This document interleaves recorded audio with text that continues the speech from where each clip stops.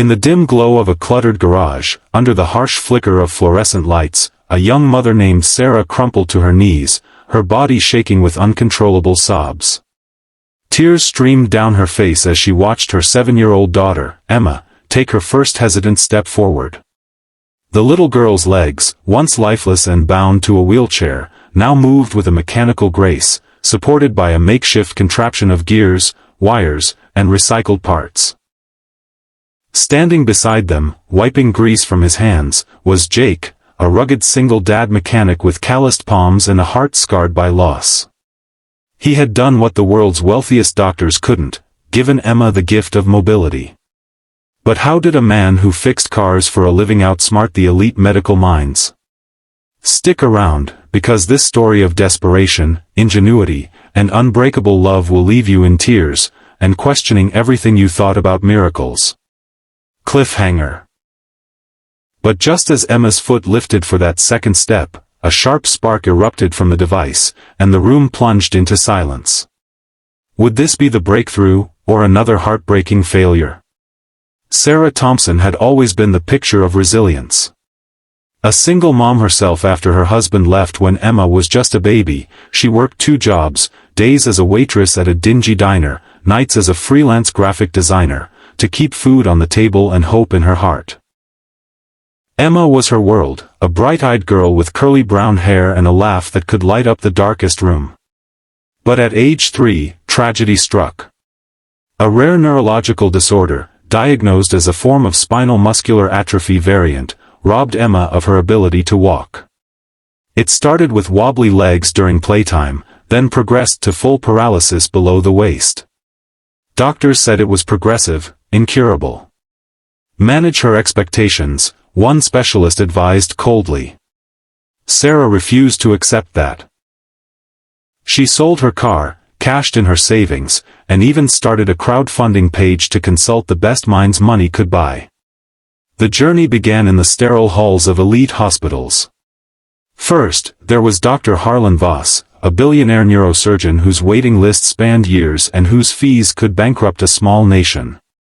Voss, with his pristine white coat and condescending smile, examined Emma with the detachment of someone appraising a rare artifact. Innovative stem cell therapy might help, he mused, but it's experimental, and the risks, well, they're substantial. Sarah begged him to try. They flew to his clinic in Switzerland, where Voss's team injected experimental cells harvested from donors at a cost of $500,000. For weeks, Sarah held her breath, watching Emma's tiny body endure pokes, scans, and therapies. But nothing changed. Emma's legs remained limp, her spirit dimming with each failed attempt. "I'm sorry," Voss said in a boardroom meeting, surrounded by his entourage. "Some cases are beyond even our reach." Sarah left that clinic with empty pockets and a shattered soul, but she wasn't done fighting. Next came Dr. Elena Reyes, a tech-savvy billionaire bioengineer who ran a cutting-edge lab in Silicon Valley. Reyes had made her fortune patenting neural implants for the ultra-wealthy, devices that enhanced cognition or restored minor motor functions.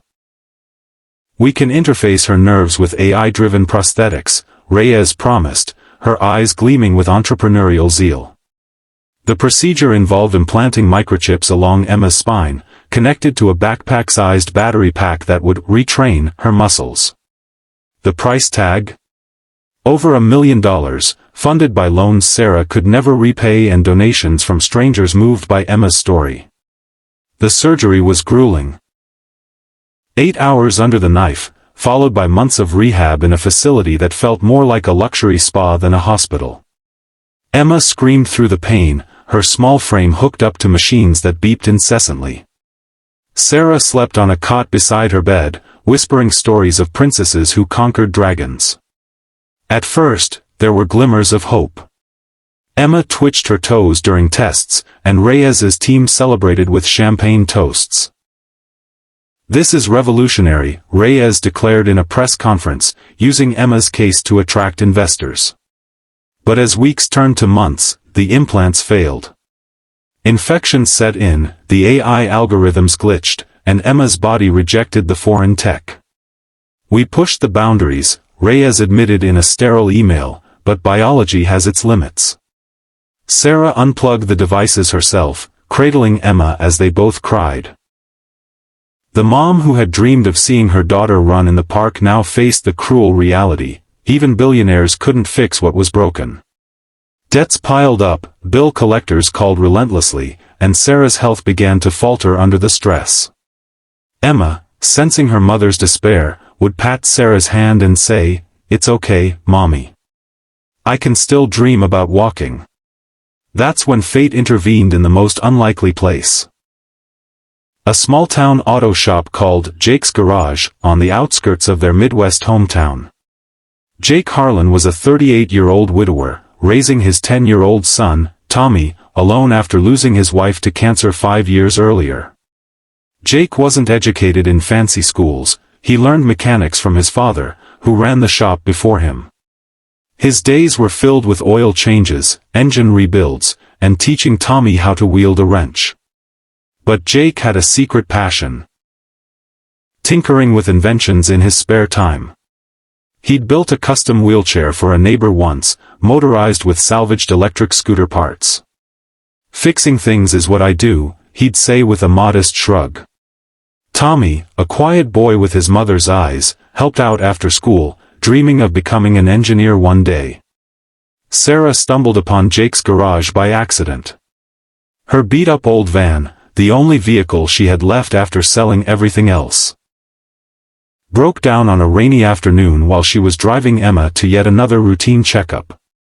Smoke billowed from the hood, and Sarah pulled over in tears, Emma strapped in her wheelchair in the back.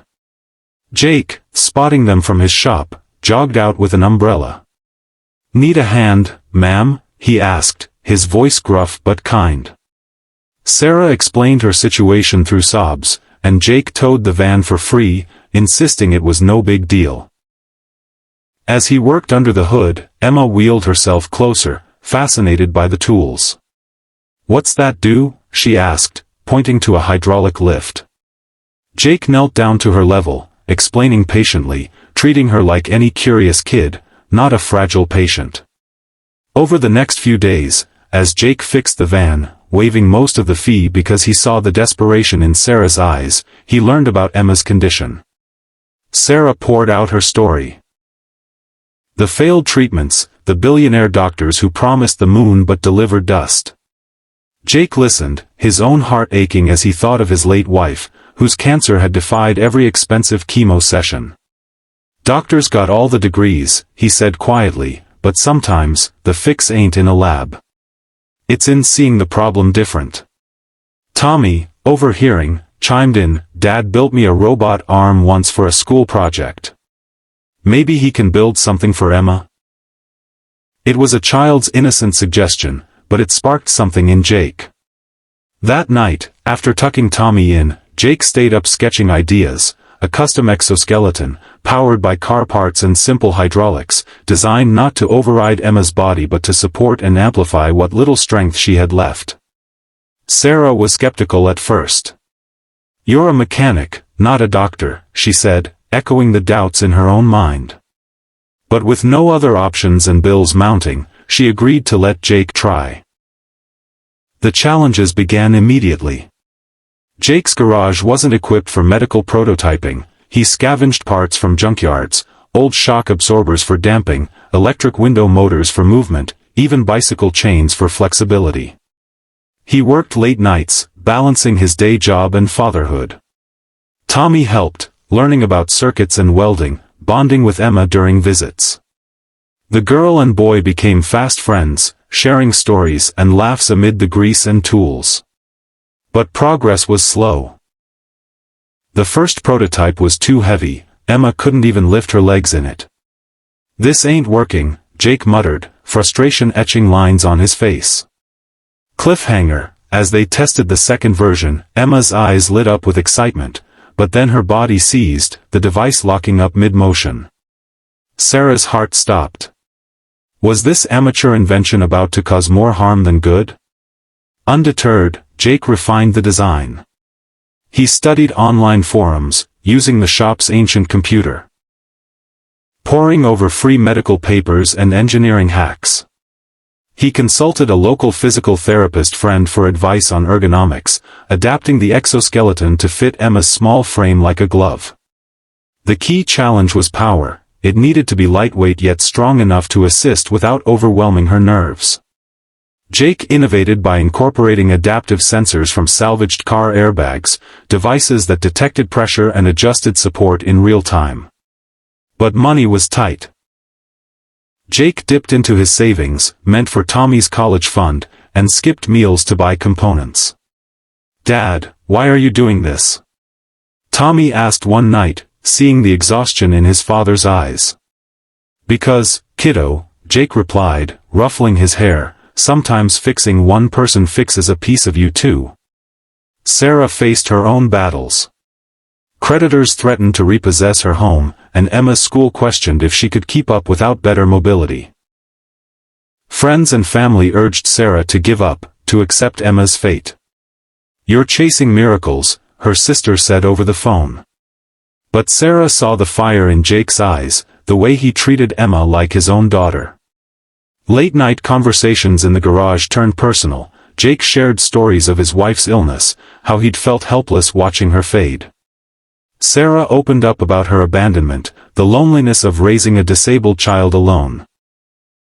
A quiet bond formed, not romantic yet, but rooted in shared pain and hope. The third prototype showed promise. In a test run, Emma stood for the first time in years, her legs trembling but supported. "I feel it, Mommy," she exclaimed, tears in her eyes. But then came the setback. During a full walk attempt, the hydraulics overheated, causing a minor burn on Emma's skin. Sarah panicked, rushing her to the ER.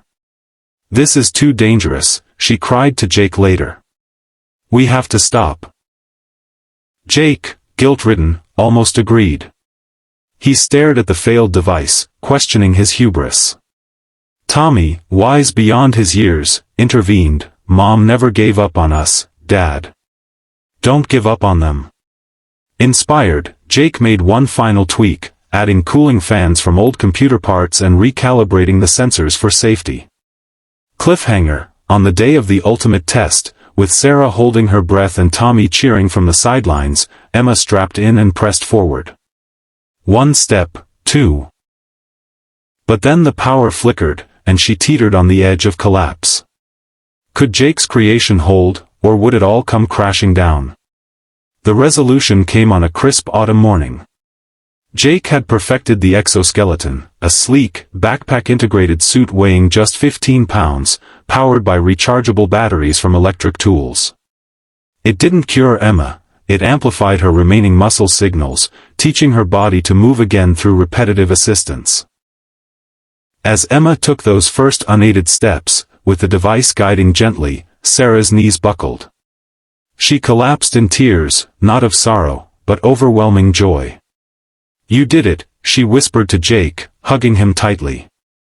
Emma beamed, walking toward her mom, then turning to high-five Tommy. The garage, once a place of broken machines, became a sanctuary of triumph.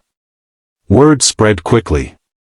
Local news covered the story, dubbing Jake the "miracle mechanic." Offers poured in.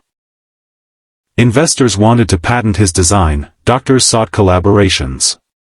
But Jake stayed humble, using the attention to start a non-profit workshop, helping other kids with disabilities through affordable inventions. Sarah and Emma moved forward too. With Emma's newfound mobility, she enrolled in dance classes, her laughter echoing through their home. Sarah paid off debts with donations inspired by their tale, and a gentle romance blossomed with Jake, two broken hearts mending together. Tommy gained a sister figure in Emma, his dreams of engineering fueled by the experience. This story reminds us that true miracles aren't born in ivory towers or funded by fortunes, they emerge from the grit of everyday heroes, the ones who see potential in the overlooked. In a world obsessed with wealth and status, Jake proved that empathy, ingenuity, and a father's unwavering love can achieve the impossible.